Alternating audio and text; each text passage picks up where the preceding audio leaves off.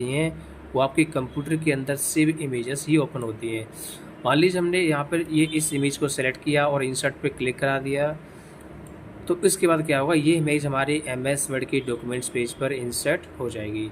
और अब हम चाह रहे हैं कि इस इमेज पर कुछ और भी डिज़ाइन वगैरह करना चाह रहे हैं तो हम कर सकते हैं।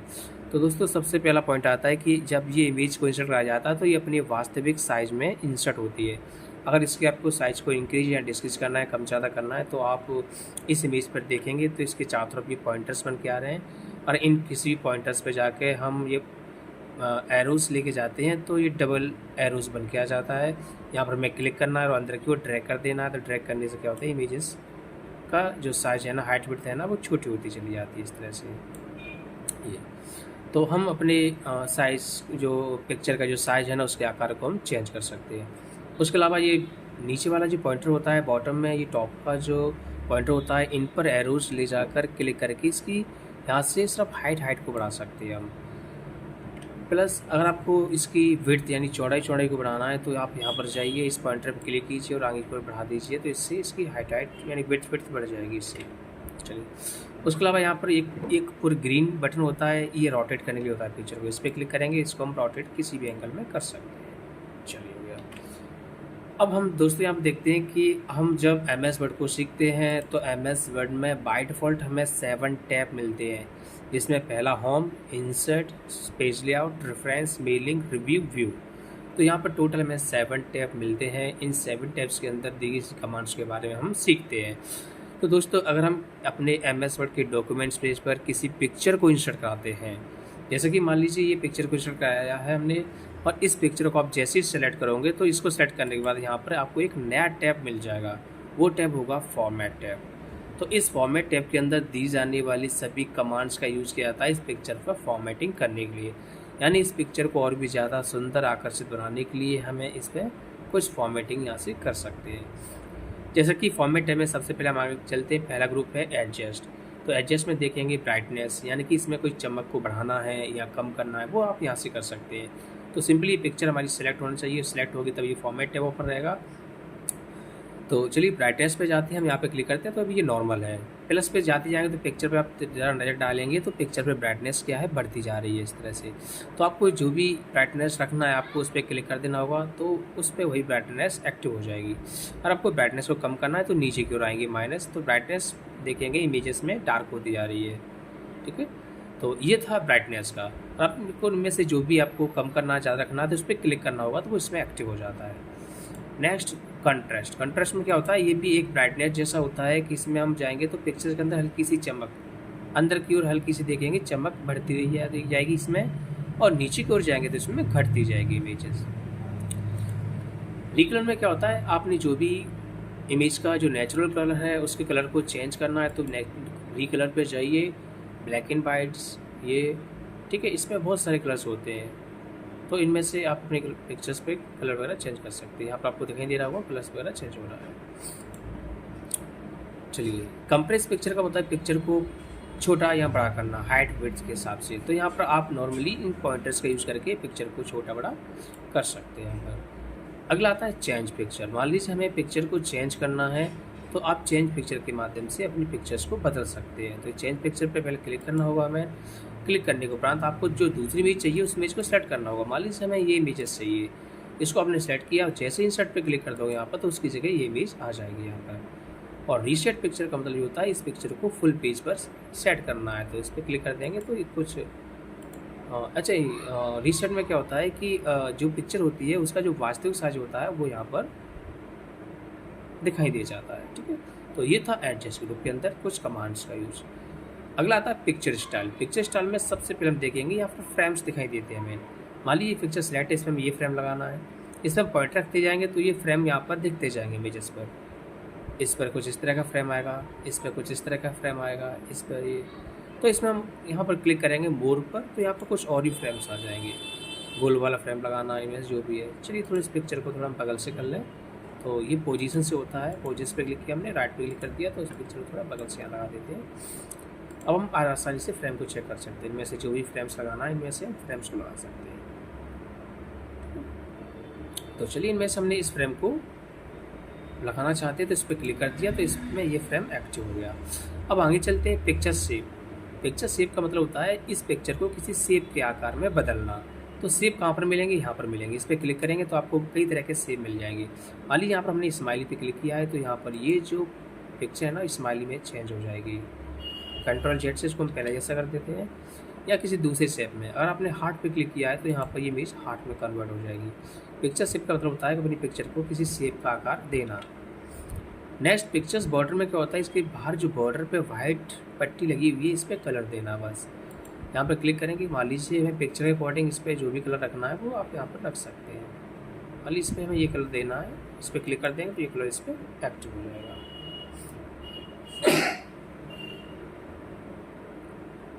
नेक्स्ट अगला आता है पिक्चर्स इफेक्ट्स। तो पिक्चर्स इफेक्ट्स में क्या होता है, इस पिक्चर को और भी ज़्यादा आकर्षित और सुंदर बनाया जाता है।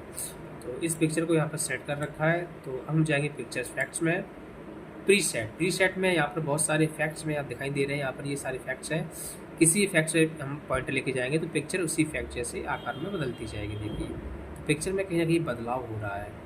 आप इनमें से जो भी बदलाव या जो भी इफेक्ट आपको अच्छा लगता है उस पर क्लिक करके वो इफेक्ट अपने पिक्चर में अप्लाई कर सकते हैं। या फिर शेडो में जाएंगे आप परछाई। जैसे कि हम यहाँ पर जाएंगे तो आप देखेंगे पिक्चर के बैक में परछाई आपको दिख रही होगी यहाँ पर।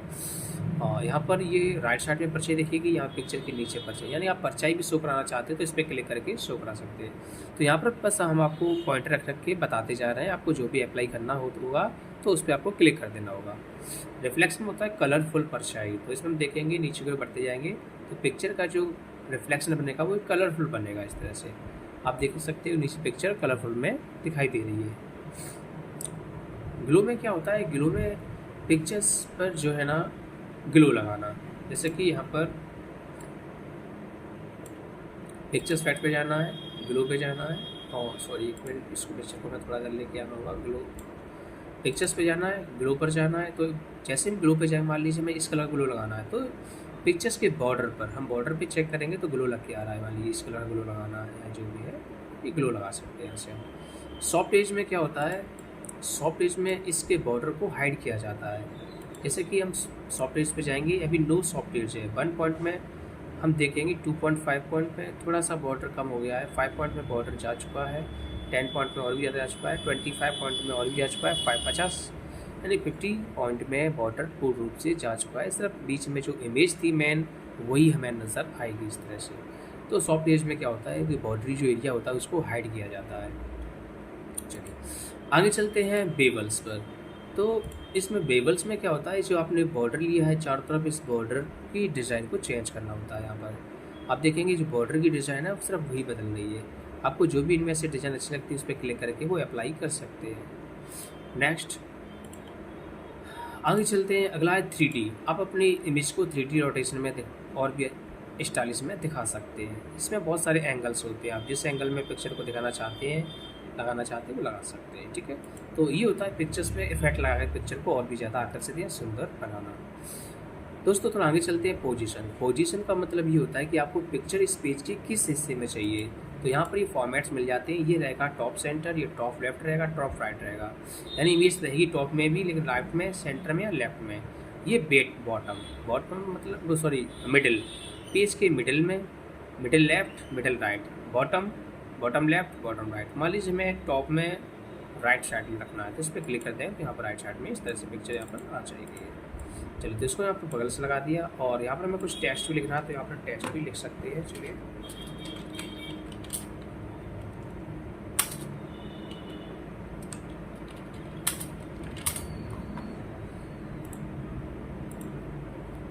और इसको हम थोड़ा सेलेक्ट करेंगे। यहाँ पर हम होम टैब पर जाएंगे और इसको हम थोड़ा टाइटल्स दे देंगे और यहाँ पर कुछ थोड़ा डेटा और लेंगे। तो इसके लिए कोड होता है =RANT, शिफ्ट के साथ ब्रैकेट स्टार्ट, ब्रैकेट क्लोज और एंटर। तो यहाँ पर कुछ डेटा ले लिया। तो मान लीजिए इस तरह से हम कोई पैराग्राफ्स, कोई फाइल्स वगैरह, नोट्स वगैरह कुछ बनाना चाह रहे हैं तो इस तरह से हमने यहाँ पर इमेज को लगा के रखा है। तो इसमें यहाँ पर चलिए आगे देखते हैं। पोजीशन हो गया। पोजीशन का मतलब होता है पिक्चर को आपको पेज के किस हिस्से में चाहिए। तो हमने टॉप राइट एरिया ले लिया हमने। अब देखते हैं bring to front, send to back, इन दोनों का यूज़ क्या होता है। तो इसके लिए हमें एक इमेज और चाहिए यहाँ पर। तो सेकंड इमेज को यूज कराने के लिए तो हमें यहाँ पर पेज पर कहीं क्लिक करना होगा। तो जब हम नेक्स्ट यानी कि एक न्यू इमेज ले रहे होते हैं, किसी दूसरी इमेज को इंसर्ट करा रहे होते हैं, तब ये पहली वाली इमेज सेलेक्ट नहीं होना चाहिए। तो हम वापस जाएंगे इंसर्ट पर, पिक्चर्स पे जाएंगे और यहाँ पर हमने इस इमेज को सेलेक्ट किया और यहाँ पर इंसर्ट करा दिया। इंसर्ट करने के बाद ये इसके साइज़ को थोड़ा कम करना है, तो यहाँ पर इस तरह से कम कर सकते हैं। चलिए साइज को कम कर दिया और यहाँ पर हम इसके फ्रेम को चेंज कर देंगे। यहाँ से फ्रेम कलर्स को भी लगा देंगे। चलिए कलर लगा दिया। पोजीशन के माध्यम से इसको सेंटर रखेंगे। अब इसको हमें सेटअप करना है कुछ इस तरह से। चलिए इसको हमने यहाँ पर इस तरह से सेटअप कर दिया। अब हम यहाँ पर देखेंगे bring to front send to back का यूज। तो दोस्तों यहाँ पर हम देखते हैं जो पहले वाली इमेज थी उस इमेज को इस इमेज ने ढक लिया है, लेकिन हम यहाँ पर चाह रहे हैं कि ये इमेज पूर्ण रूप से अच्छे से दिखे और ये इमेज चाहे भले ही छुप जाए, कोई दिक्कत नहीं है। तो इसको हम पिछली वाली इमेज को हम सेलेक्ट करेंगे और ब्रिंग टू फ्रंट का मतलब यूँ है कि जो इमेज हमने सेलेक्ट किया है वो इस इमेज के फ्रंट पे आ जाएगी। यहाँ पे क्लिक करेंगे, देखिए। और सेंड टू बैक का मतलब होता है जो इमेज हमने सेट की है वो पीछे चली जाएगी, जो इमेज पीछे है वो आगे आ जाएगी, इस तरह से, ठीक है। तो bring to front send to back का यूज़ करते हैं किसी पिक्चर को आगे या पीछे ले जाने के लिए किसी दूसरी पिक्चर से, ठीक है। चलिए तो इस पिक्चर को हम थोड़ा समय के लिए हटा देते हैं, यहाँ से नीचे रख देते हैं। आगे चलते हैं। अगला आता है टेक्स्ट रैपिंग। टेक्स्ट रैपिंग में क्या होता है कि यहाँ पर टेक्स्ट को पिक्चर के अकॉर्डिंग लिखने के कुछ तरीके होते हैं। जैसे कि ये पिक्चर है अभी, इसको हमने सेट किया। इस पिक्चर को आप पीछे किसी भी हिस्से में लेके जाते हैं तो टेक्स्ट उसके लिए जगह छोड़ता जाएगा। आपने यहाँ पर रखा तो टेक्स्ट इधर आ गया, यहाँ रखा टेक्स्ट यहाँ से आ गया, बीच में आ जाएगा, ठीक है। तो यहाँ पर ये बाय डिफ़ॉल्ट यही टेक्स्ट रैपिंग लगा रहता है जिसको सिक्योर कहा जाता है, जिसको क्या बोलते हैं, सिक्योर। तो इसके लिए हम जाएंगे यहाँ पर टेक्स्ट रैपिंग पर। तो यहाँ पर बाय यहाँ पर देखेंगे हाईलाइट हो रहा है सिक्योर। इसमें हम दूसरा देखेंगे, दूसरा होता है बिहाइंड टेक्स्ट। बाकी सब ये कॉपी एक जैसे होते हैं, तो ये तीन अलग अलग है, उनको हमें देखना है। पहला सिक्योर जो पहले से रहता है, और बिहाइंड टेक्स्ट में क्या होता है, टेक्स्ट पिक्चर के ऊपर आ जाता है। इस पर हम जैसे क्लिक करेंगे तो देखेंगे टेक्स्ट ने जो है ना पिक्चर्स के ऊपर आ चुका है। तो ये होता है बिहाइंड टेक्स्ट रैपिंग में। एक और आता है इन फ्रंट ऑफ टेक्स्ट। अब इसमें क्या होता है कि टेक्स्ट जो है ना पिक्चर्स के पीछे चला जाता है और पिक्चर आगे आ जाती है, तो इन फ्रंट ऑफ टेक्स्ट में। तो इसमें भी क्या हो रहा है, टेक्स्ट छुप रहा है, और बिहाइंड टेक्स्ट में क्या हो रहा है कि इमेज छुप रही है और टेक्स्ट भी साफ नहीं दिख रहा है। लेकिन सबसे ज़्यादा यूज होने वाला जो टेक्स्ट रैपिंग होता है वो सिक्योर होता है। इसमें क्या होता है, अब इमेज को कहीं भी लगाएंगे तो ये टेक्स्ट उसके लिए जगह छोड़ता जाएगा, इस तरह से कुछ, ठीक है। तो नेक्स्ट आगे चलते हैं। अगला आता है दोस्तों क्रॉप। क्रॉप का होता है इमेज को थोड़ा काटना। मान लीजिए हमने देखा ये एक्स्ट्रा एरिया है, इसको हम नहीं चाहते, इसको आप क्रॉप करना चाहते हैं तो आप क्रॉप पे क्लिक कीजिए, तो इस तरह से लाइन आ जाएंगी। आप इस लाइन पे आएंगे तो यहाँ से इसको इस तरह से इतना क्रॉप करना है और यहाँ से थोड़ा इतना क्रॉप करना है। ये करने के बाद आप बाहर क्लिक कर देंगे और फिर से इसको सेट करके इसके साइज़ को बढ़ा देंगे, तो आप इस तरह से इमेज को क्रॉप कर सकते हैं। चलिए, तो उसके बाद क्रॉप करने के बाद आपने जैसे कि इस एरोस के माध्यम से हाइट और विड्थ को बढ़ाया था, आप यहाँ से भी बढ़ा सकते हैं। हाइट और विड्थ को भी यहाँ से कम कर सकते हैं, यहाँ से बढ़ा सकते हैं, यहाँ से कम कर सकते हैं। तो इस तरह से आप MS वर्ड के डॉक्यूमेंट्स पेज पर किसी भी पिक्चर को इंसर्ट कराकर उसमें फॉर्मेटिंग्स करके उस पिक्चर को और भी अच्छा बना सकते हैं। तो दोस्तों, अगर आपको ही हमारा वीडियो अच्छा लगा है तो हमारे वीडियो को लाइक ज़रूर करें, शेयर भी करें, और हमारे चैनल को अगर सब्सक्राइब नहीं किया है तो ज़रूर सब्सक्राइब करें। तो आप सभी का बहुत बहुत धन्यवाद ये वीडियो देखने के लिए। नमस्कार, धन्यवाद, जय श्री राधे कृष्णा।